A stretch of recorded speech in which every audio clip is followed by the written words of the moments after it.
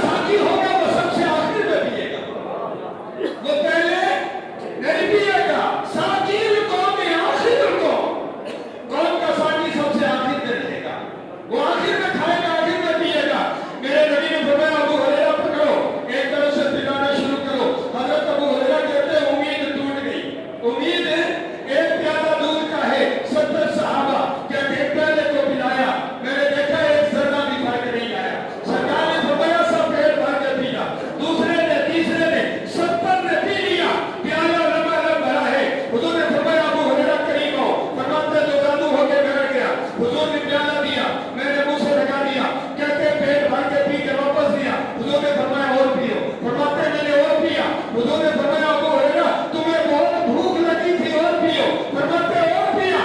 अब सरकार फरमाते अबू हुरैरा और पियो। अर्ज किया अब अगर पी लिया ना तो पेट भर जाएगा।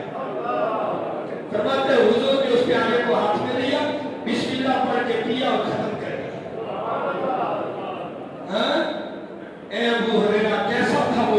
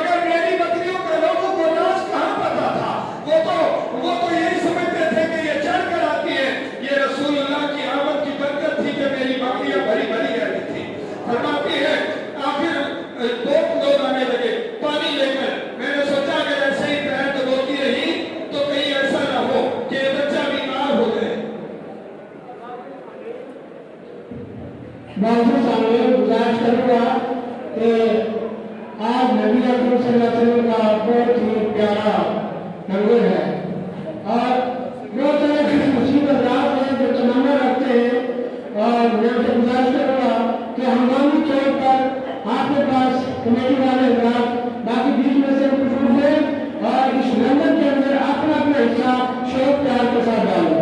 اللهم صل على سيدنا نبينا حبيبنا شفيعنا مولانا محمد وبارك وسلم صلاۃ و سلام علیک یا رسول اللہ.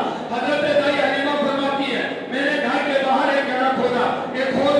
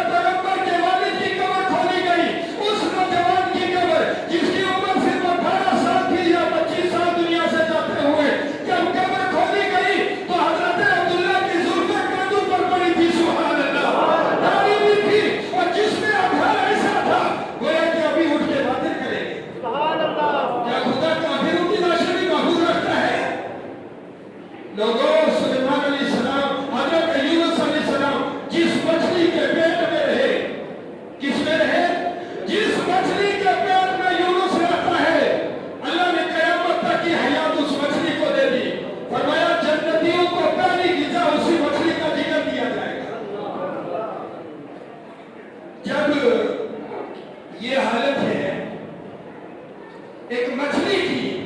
मुझे ईमान से बताओ, सीने पे हाथ रख के सुनियो, बताओ जिस माँ ने इमामुल अंबिया को 6 महीने शिकम में रखा, उसकी अजमतों का आलम क्या होगा? जिस बाप की पुश्त में ये नूर रहा है, उसकी अजमतों का आलम क्या होगा? लोगों, मेरे नबी सल्लल्लाहु अलैहि वसल्लम की उम्र मुबारक जब 8 साल की हुई, आपके दादा मोहतरम हजरत अब्दुल मुत्तलिब का इंतकाल हो गया। आपके चाचा अबू तालिब ने आपकी कफालत की। आपने 12 साल की उम्र में मुल्क शाम का तिजारती सफर किया। जिस रास्ते में अब महिला राहिब मिला और उसने अबू तालिब से कहा, इस अपने बच्चे को लेकर वापस चले जाओ, ये नबी है। कौन है? ये नबी है और यहूदी इसके दुश्मन है, कहीं इसको नुकसान न पहुंचाए। वो वहां से वापस चले आए। अल्लाहु अकबर। फिर मेरे नबी सल्लल्लाहु अलैहि वसल्लम की उम्र 25 साल की हुई। हजरत खदीजा का माल लेकर मुल्क शाम गए, जिसमें नस्तुरा राहिब से मुलाकात हुई और उसने आपको अलामत नबूवत से पहचाना। जब उम्र मुबारक 35 साल की हुई तो नबी मदीना और मक्का मुकर्रमा में, क्योंकि कोई हुकूमत नहीं थी बल्कि कबायली निजाम था, तो वहां पर जब जुल्म हुआ करता था तो कोई रोकने वाला नहीं था। एक नौजवानों की पार्टी खड़ी हुई जिसको अल-मुआहिदुल फजूल कहा जाता है। उन्होंने कहा, जब कभी जुल्म होगा हम उसके खिलाफ उठेंगे। मेरे नबी भी आगे आए, उस मुआहिदे का हिस्सा बने और इतना उसका दिफा किया। मेरे नबी फरमाते हैं, अगर इस्लाम का ऐलान करने के बाद आज भी अगर कोई उस नाम से मुझे पुकार कर मदद करे तो मैं उसकी आज भी मदद करूंगा।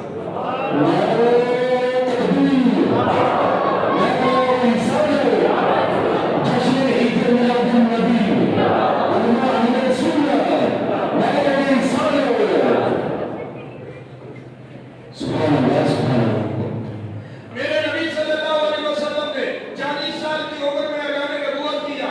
लोगों, ये वो पैगंबर है जो सबकी आंख का तारा है, जो हर एक गरीब अपना मामा समझता है, जिसको हर एक बेवा अपना सहारा समझती है। ये वो पैगंबर है और समझती नहीं, बल्कि नबी तो कमजोरों के वाली बन के आए थे, गिरदों को उठाने वाले बन के आए थे। अरे ऐसा तुम्हें यतीम के सारे यतीमों का सहारा बन गया। अब मैं आपको एक वाक्य से अपनी बात समेटूंगा। एक बात से अंदाजा लगाओ, और वो दौरे गुलामी था। कौन सा दौर था? हजरत ज़ैद बिन हारिसा, ये मुल्क के फारस के रहने वाले, बचपन में कहीं खेल रहे थे। कोई अरब का कबीला उधर से गुजरा, उस कबीले ने चुप करके उनको उठा के अपने सामान में छिपा लिया, मक्का में लाके बेच दिया। अब बिकते बिकते आप हजरत खदीजा के पास आ गए। हजरत खदीजा ने हुजूर से निकाह किया, तो आज की आका ये माल भी आपका, ये गुलाम भी आपका, ये माल भी आपका। हजरत ज़ैद छोटे हैं, या गुलाम गुलाम होता है, मगर मेरे नबी की बारगाह में चलो। हजरत अनस कहते हैं 10 साल हुजूर की खिदमत की, ना कभी झेंका ना कभी थप्पड़ मारा। फरमाया, हुजूर ने कभी ऊंची आवाज से बड़ा बड़ा काम मुझसे नुकसान होते, मगर सरकार ने कभी नहीं डाला। ये मेरे नबी की तालीमात है। हुजूर ने फरमाया, खैरुकुम खैरुल लिअहली व अना खैरुल लिअहली। लोगों, तुम में से बेहतर वो है जो अपने घर वालों के लिए बेहतर है। मैं तुम सबसे ज्यादा अपने घर वालों के लिए बेहतर हूं। मैं तुम सबसे ज्यादा। एक साहबी ने किया, सबसे बेहतर सदका क्या है? फरमाया, इंफिकाकु अला अहली, अपने घर वालों पर खर्च करना सबसे बेहतर सदका। हुजूर ने फरमाया, तुम जो हलाल का एक लुक़मा अपनी बीवी को खिलाते हो, अल्लाह उस पर भी सदके का सवाब अता फरमाता है। तो हुआ ये कि हजरत ज़ैद हुजूर की गुलामी में आ गए। अब मुल्क शाम से हजरत ज़ैद के चाचा और भाई ढूंढते ढूंढते उन्हें स्वयं किसी ने बताया कि तुम्हारा बेटा मक्का में है। मक्का आ गए, हुजूर के पास आए, कहने लगे, हम बड़े मालदार लोग हैं, फारस के बड़े लाट वाले लोग हैं, बड़े जमीन जायदाद वाले, आपको जो भी कीमत लेनी है हमारा ये बच्चा वापस कर दे। हुजूर ने फरमाया, मुझे तुमसे कोई माल नहीं चाहिए, मुझे तुमसे कुछ नहीं चाहिए, मगर एक शर्त है। अभी ऐलान नबूवत नहीं किया, पहली बात है। फरमाया, तुमसे मुझे माल नहीं चाहिए, मगर एक शर्त है, तुम ज़ैद पर जबरदस्ती नहीं करोगे। अगर वो मर्जी से जाए तो जाए, मगर तुम जबरदस्ती उसे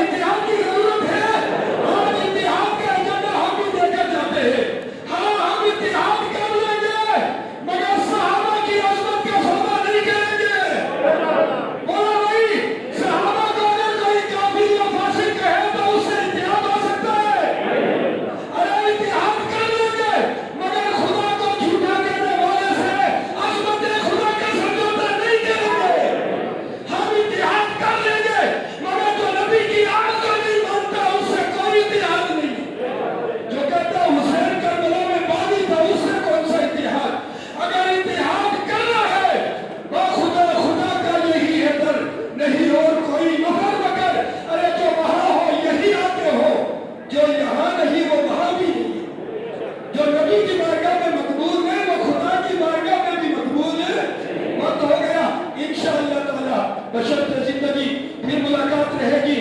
میری گفتگو کے اندر کوئی بھی بات خلاف شرع ہو اللہ کی بارگاہ میں استغفار کرتے ہیں. استغفر اللہ تعالی ربی من کل ذنب و اتوب الیہ. السلام علیکم ورحمۃ اللہ وبرکاتہ.